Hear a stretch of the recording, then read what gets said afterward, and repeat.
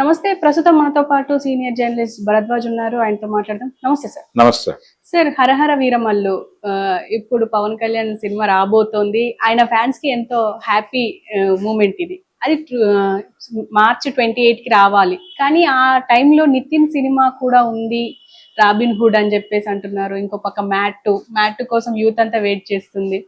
So ఈ టైంలో అంటే ఇంత అంటే ప్రెషర్ ని తట్టుకోగలదా అని చెప్పేసి, అండ్ అసలు రిలీజ్ కాదు అని చెప్పేసి కూడా అంటున్నారు. పవన్ కళ్యాణ్ షూటింగ్ కి రావట్లేదు అంటున్నారు.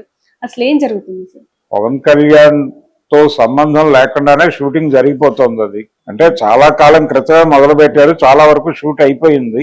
ఔరంగజేబు దీనికి సంబంధించిన పార్ట్ అంతా అయిపోయింది. ఈయన చేయాల్సిందే ఒక 7 రోజులు పెండింగ్ ఉందని చెప్పారు.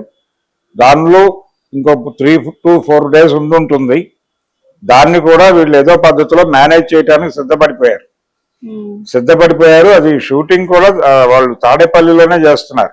ఆయన నివాసానికి దగ్గరలోనే, పవన్ కళ్యాణ్ నివాసానికి దగ్గరగానే జరుగుతోంది యాక్టివిటీ. కాబట్టి రెండోది ఇది ఫస్ట్ పార్ట్గా అనౌన్స్ చేశారు వాళ్ళు. కాబట్టి ఎక్కడి వరకు జరిగిందో అక్కడ వరకు ఒక కంక్లూజన్ ఇచ్చి పార్ట్ 2కి ఒక లీడ్ ఇచ్చేసి క్లోజ్ చేసేసి సెన్సార్కి పంపించేస్తారు. రిలీజ్ ఆపే ప్రసక్తి అయితే లేదు.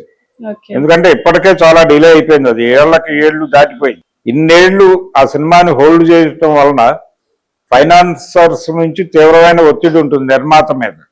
ఏం రత్నం గారు ఆ సఫరింగ్ లో ఉన్నాడు ఆల్రెడీ. అందుకని అర్జెంట్ గా సినిమా రిలీజ్ చేయాలి. కంక్లూడ్ చేస్తారు. ఆయన దాదాపుగా డూప్ మీద నడిపించేసి ఉంటారు సినిమాని. క్లోజప్స్ వరకు పవన్ కళ్యాణ్ ని వాడేసుకుని ఈ 4 రోజులు ఇస్తే చాలు, 5 రోజులు ఇస్తే చాలు అనటంలోనే అది అర్థమైంది.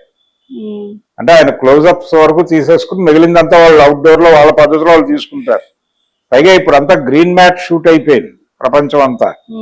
ఆ గ్రీన్ మ్యాట్ షూట్ లో ఎవరి క్యారెక్టర్ వాళ్ళు వచ్చి చేసుకుని వెళ్ళిపోతున్నారు. అవతల క్యారెక్టర్ ఉన్నా లేకపోయినా వాళ్ళకి సంబంధం లేదు. వాళ్ళు చెప్పిన మార్కుల్లో నిలబడి వాళ్ళు చెప్పిన వైపు చూసి డైలాగ్ చెప్పేస్తే అవతల వాళ్ళు కనెక్ట్ చేసుకుంటారు. అటువంటి ఒక సాంకేతిక పరిజ్ఞానం పెరిగి ఉన్నటువంటి ఈ రోజుల్లో ఆయన ఒక రోజు వచ్చినా 4 రోజులు పని చేంజ్ చేసుకోగలరు వీళ్ళు.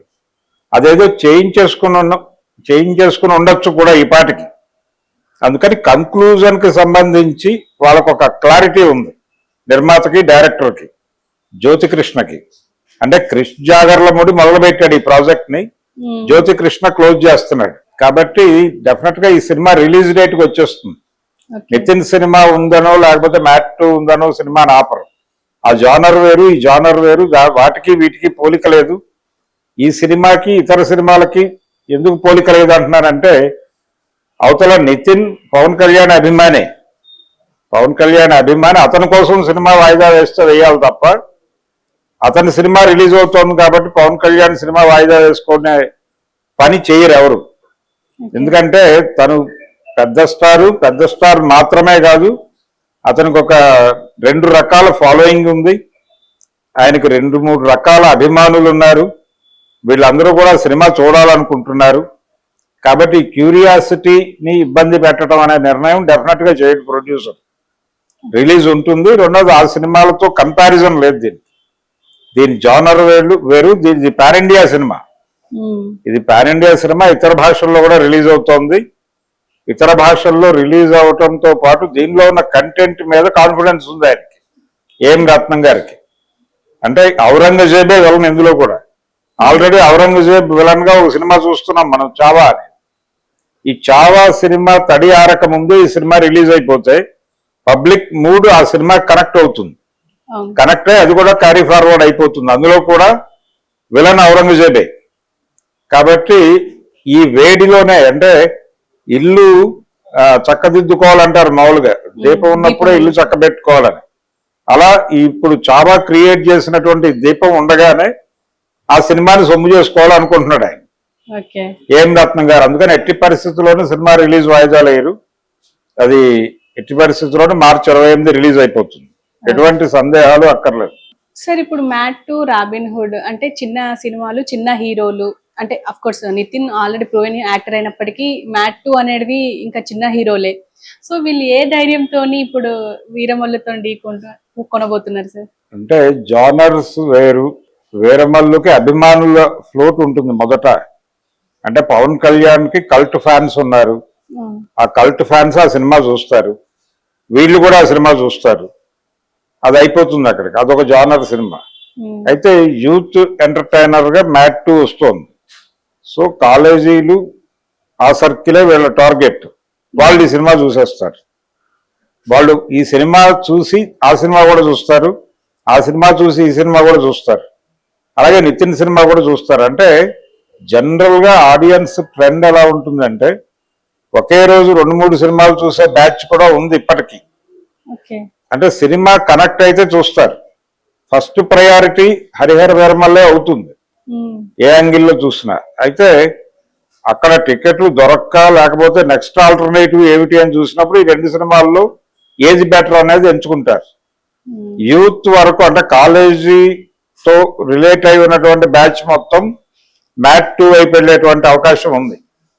రెస్ట్ ఆఫ్ ది ఆడియన్స్ ఇటు పోతారు. Pawan Kalyan cinema overflow, Pawan Kalyan Harihara Veeramallu overflow కొంత నితిన్ సినిమాకి డైవర్ట్ అయ్యే అవకాశం ఉంది.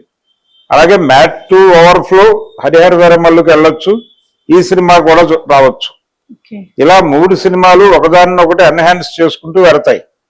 అందుకని 3 సినిమాలు కంటెంట్ బాగుంటే 3 ఆడేస్తాయి. 3-4 సినిమాలు ఒక సీజన్ లో రిలీజ్ అయ్యి హిట్ అవటం అనేది మనకి ఉంది గతంలో కూడా. అది విచిత్రమేమీ కాదు. ఇప్పుడు ఒక సంక్రాంతికి వీరసింహారెడ్డి బాలకృష్ణ గారి cinema, Waltair Veerayya Chiranjeevi cinema 2 release అయినాయి. 2 విపరీతంగా ఆడినాయి, 2 సరిసమానమైనటువంటి వసూళ్లు సాధించాయి. కాకపోతే వాల్తేరు వీరయ్యకి కొంచెం ఎడ్జ్ వచ్చి దీంతో కంపేర్ చేస్తే అది పెద్ద హిట్ అయింది. అందుకని 2 సినిమాలను కాదు 3 సినిమాలను కూడా, బిగ్ స్టార్ సినిమాలను కూడా భరించే కెపాసిటీ ఉంది జనం దగ్గర.